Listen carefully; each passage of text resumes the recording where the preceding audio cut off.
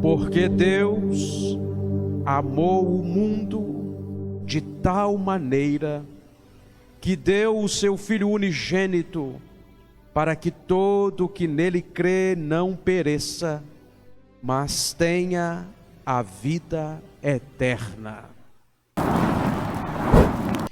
Este texto mostra de maneira muito especial a você e a mim o quanto somos amados, o caráter deste amor. Diz que é um amor sem barreiras, sem fronteiras, ilimitado e ilimitável, que encontra o homem na sombra da sua existência, um amor ao desamparado, ao solitário, àquele que não tinha nem noção de que era amado. O caráter deste amor indica que é um amor transbordante, de tal maneira. João escreve em grego, a língua filosófica. A língua grega tem a sua qualidade de conseguir se expressar da maneira mais técnica e clara possível. Além disto, João é inspirado pelo próprio Deus para escrever. Porém, quando chega aqui a descrever o quanto Deus te ama, João não encontra uma palavra entre os homens. Não há nada que possamos mensurar ou deixar claro o suficiente para descrever como é este amor que Deus tem por você. João apenas diz que é um amor intenso, inexplicável, transbordante, eterno e realizado. É um amor dinâmico, que interage, que te alcança, que te limpa, que te lava, que conserta a sua história, que transforma o seu presente, que dá esperança ao seu coração. É algo que, embora não haja palavras humanas e nem angelicais para descrever este amor, nós sabemos o que é. Sabemos o que é estar perdido e ser encontrado, cego espiritualmente e agora vê. Sabemos o que é estar sozinhos, sem Deus no mundo e agora termos nos tornado uma família. Lugar onde a estéril se torna mãe de filhos. O solitário vive em família. Queridos, o caráter deste amor diz que ele não cabe em nenhum dicionário ou enciclopédia, em nenhuma língua, e é com este amor que Deus resolveu te amar. Por isso fala também do autor deste amor, Deus. O Evangelho é isto. O Evangelho é Deus te amando primeiro. O Evangelho é Deus nos procurando. Adão, onde estás?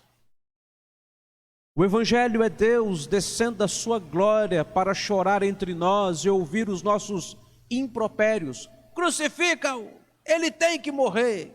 Aquele que ouvia constantemente dos anjos: Santo, Santo, Santo é o Senhor dos exércitos, e toda a terra está cheia da glória dele. Agora anda entre nós, ou andou entre nós, para ouvir os nossos impropérios e zombarias. É Deus singrando, irmãos, os céus, para encontrar cada um de nós naufragado em nossa existência. Veja que não, diga que não é. Viver é colecionar dor na consciência e constrangimentos pelos nossos passados. Quem suportará levar esta carga uma vida inteira? E para quê? Se imediatamente você pode ser aliviado dela agora, no exato momento em que lançamos sobre Cristo a nossa ansiedade e tomamos dele o jugo santo e leve.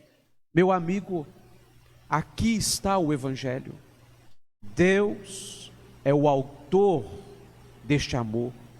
Ele é quem começa esta obra para a sua salvação.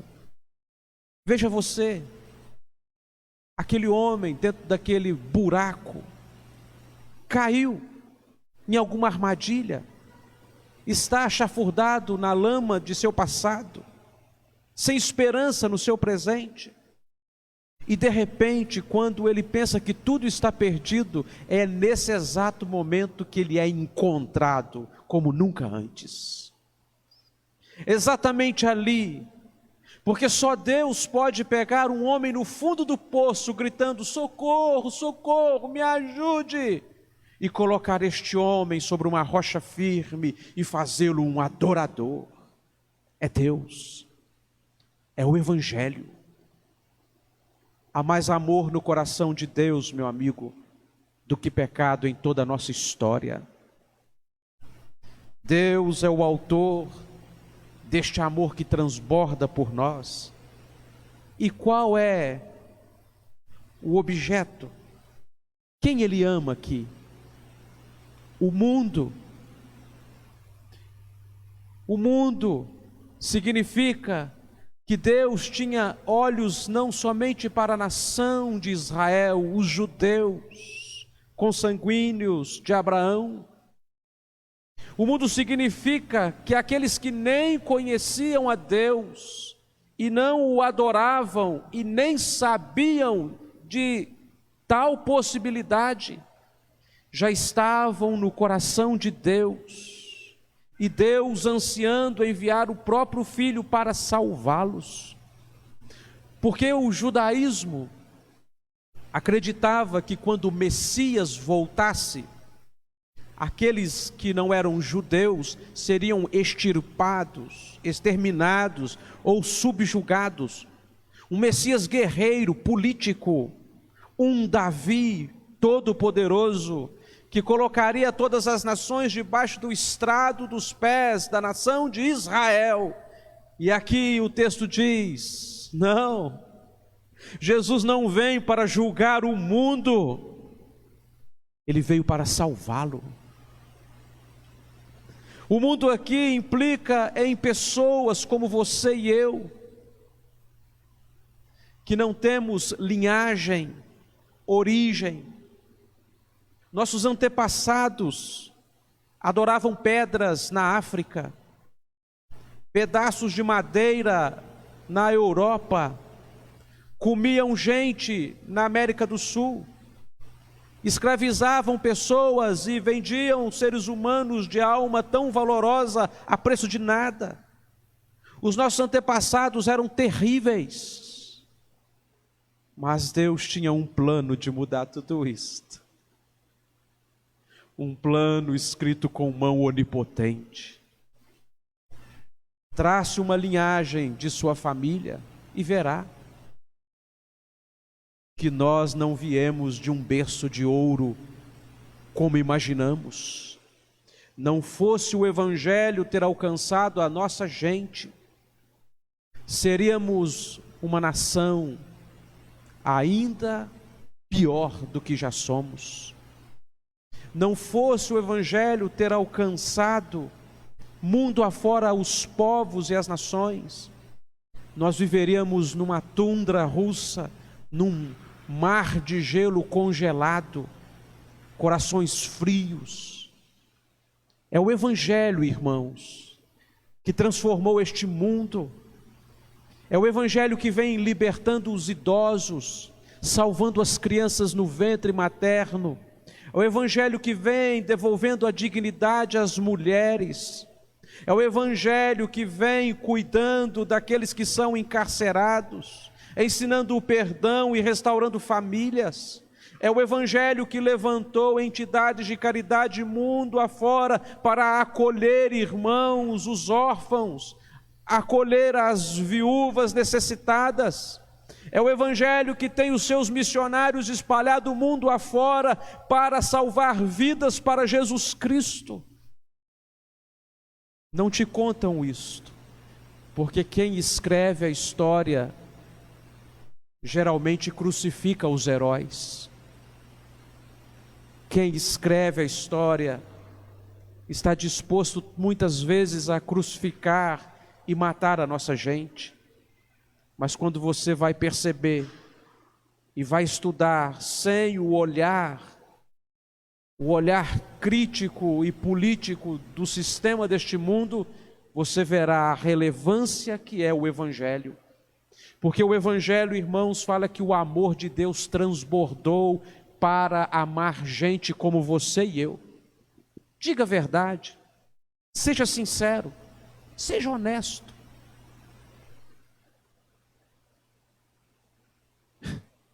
Nós, irmãos, dificilmente conseguimos nos encarar no espelho por muito tempo.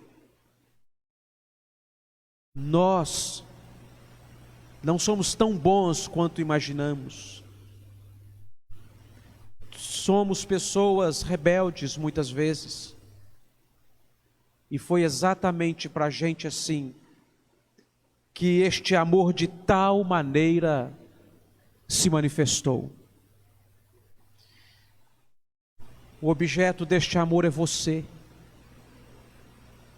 que não merece. Que darei a este povo por todos os malefícios deles para comigo, por todas as murmurações, queixas, indiferenças. Ah, meu filho amado, exatamente o que vem, o que Deus deu por nos amar tanto. O próprio Filho unigênito. A construção do texto no grego está assim: amou o mundo de tal maneira que o seu Filho, o unigênito, deu. Aqui está, que deu o seu Filho unigênito, mas a ênfase no grego é na palavra dar, dizendo e fazendo um suspense, o seu Filho, o único gerado dele, o que ele fez? Entregou para morrer por nós. Quase podemos ouvir aqui Gênesis 22, 2, quando Deus pede a Abraão o Isaque. Isaque pergunta: pai, estou vendo o altar do sacrifício, estou vendo a lenha para o sacrifício, mas não estou vendo o cordeiro. Mal sabia que Isaque estava ali separado para morrer, o próprio filho de Abraão. E Deus impediu que Abraão matasse o seu próprio filho. Deus proverá, disse Abraão, Jeová agirê. No Getsêmani, Jesus pediu: passa de mim este cálice, Senhor. Nenhum anjo intercedeu, nem uma voz do céu, um silêncio total diante daquela pergunta eterna, para afirmar que não havia outro jeito de salvar a você e a mim. Somente o Filho perfeito, santo, inocente de Deus, morrendo naquela cruz para substituir a você e a mim, para se fazer maldição em nosso lugar, assumir a nossa dívida, ser tratado como nós merecíamos.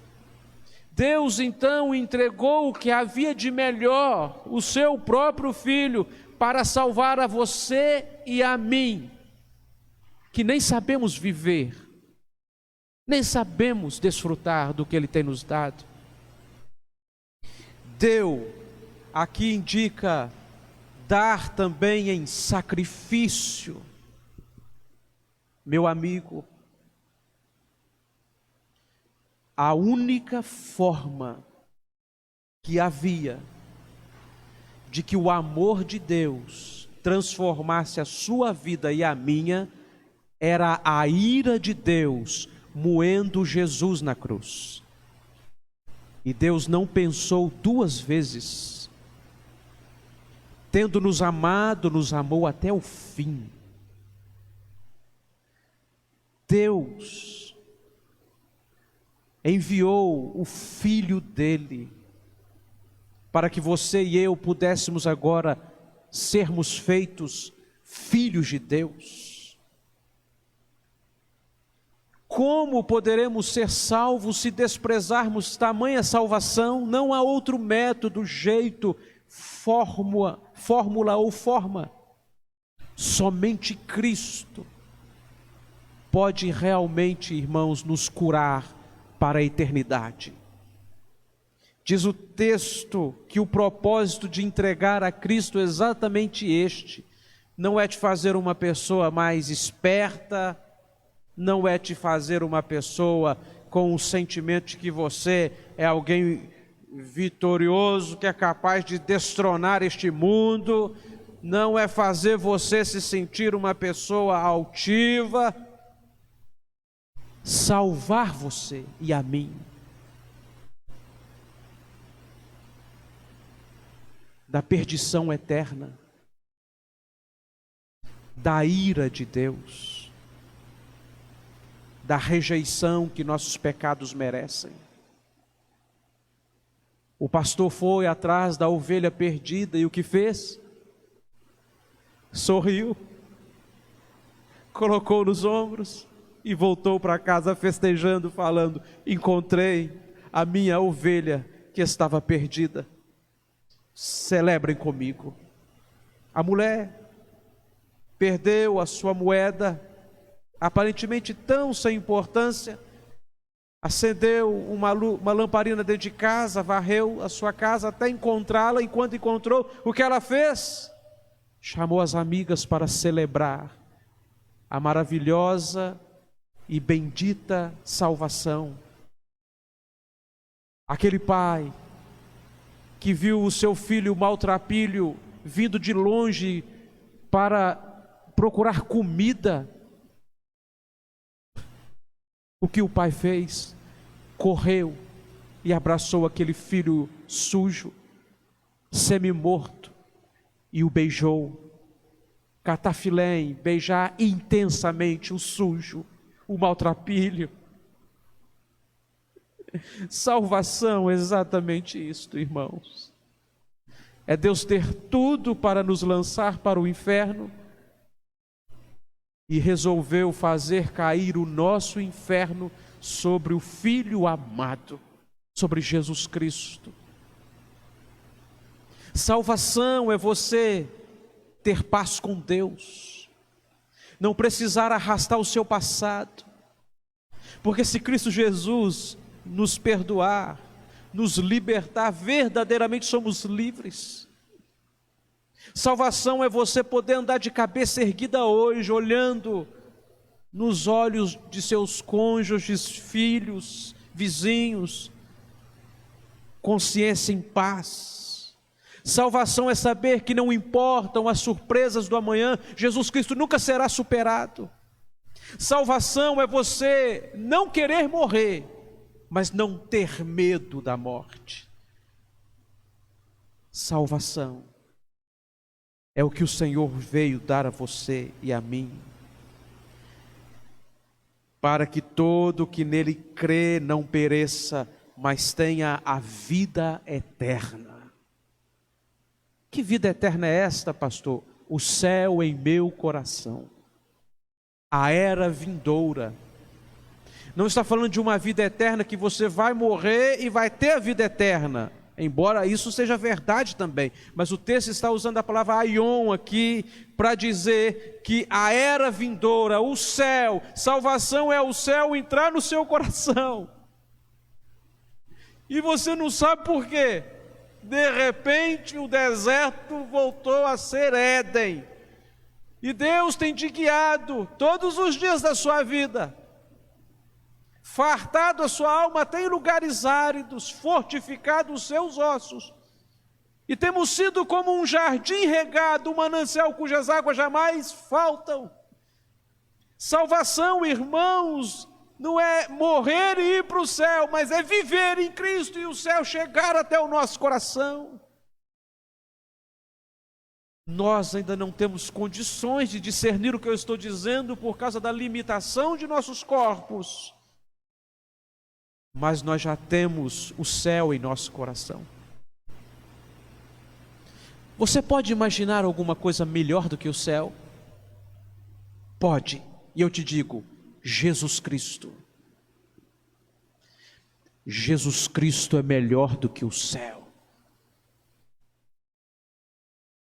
Se nós tivéssemos condições de ver agora, descortinar diante de nossos olhos o que é ter justiça e paz com Deus de maneira ampla e plena, o que é ter Cristo em nossos corações, nós não suportaríamos o peso de glória. Você se lembra do povo hebreu? Andando pelo deserto, uma coluna de fogo iluminando suas noites frias, protegendo, uma nuvem maravilhosa arrefecendo o calor do sol durante o dia, pão que descia do céu, codornas que vieram alimentá-los, água que brotava da rocha, e o povo andando por 40 anos, desejando um pedaço de terra na Palestina. Conseguem perceber que eles andaram 40 anos com Deus sem perceber que o que havia de mais importante já estava com eles na caminhada? 40 anos desejando um palmo de terra trincada sem saber que o jardim do Éden caminhava com eles. Nós não cometeremos este erro. Se você tem Jesus no coração, você é a pessoa mais amada do mundo. Eu quero terminar contando esta história.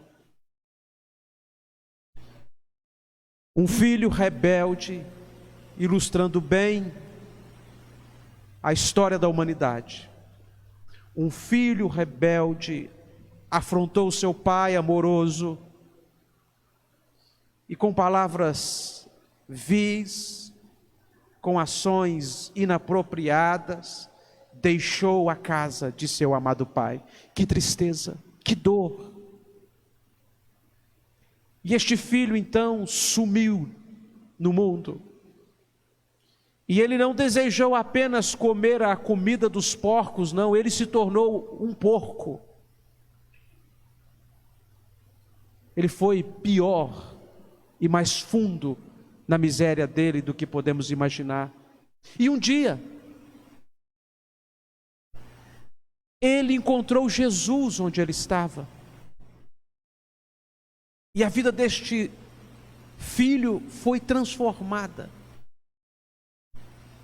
E ele então desejou voltar para casa e abraçar o pai. Mas ele tinha medo de ser rejeitado. Então ele falou para o pai, mandou um recado dizendo: pai, eu sou um novo homem, minha vida foi transformada, conheci o amor de Deus e eu quero voltar para casa, eu quero te dar um abraço. Se o senhor me aceitar de volta, coloque na janela um lenço branco, para que em passando eu possa ver, e eu possa então saber se é para entrar ou passar direto. E a história conta que quando este filho foi chegando próximo à casa, ele não encontrou um lenço branco na janela. Ele encontrou lençóis brancos em torno da casa inteira. No varal, nas janelas, na porta, na cerca. Para que o filho passasse e por nenhum instante pudesse despercebido não reparar: filho, eu te perdoo, volta para casa. Mais do que levantar lençóis, numa janela, Jesus Cristo levantou o Filho dele naquela cruz, para dizer a você e a mim: eu te perdoo, volta para casa, vamos começar de novo, porque não existe maior amor do que este, de dar a vida pelos seus próprios amigos, e Jesus o fez. É para você, é para mim. Crer em Jesus significa olhar para a cruz de Cristo, confiar e entregar o coração e ser salvo. Pode ser agora, exatamente nesse instante. Se você já fez isso algum dia, amém. Talvez você possa hoje fazer um concerto. Senhor, eu tenho o Senhor no coração, mas o meu coração tem zonas de deserto. Eu quero que o Senhor implante o teu reino dentro da minha alma e transborde. Talvez você nunca entregou a sua vida para Cristo, nunca falou assim: Senhor, eu quero isto.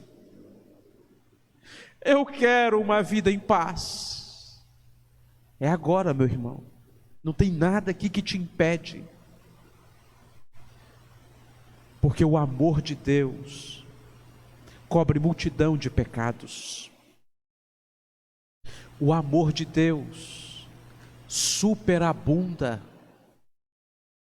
A graça de Deus é capaz de plantar o céu nesse seu coração que precisa tanto de paz.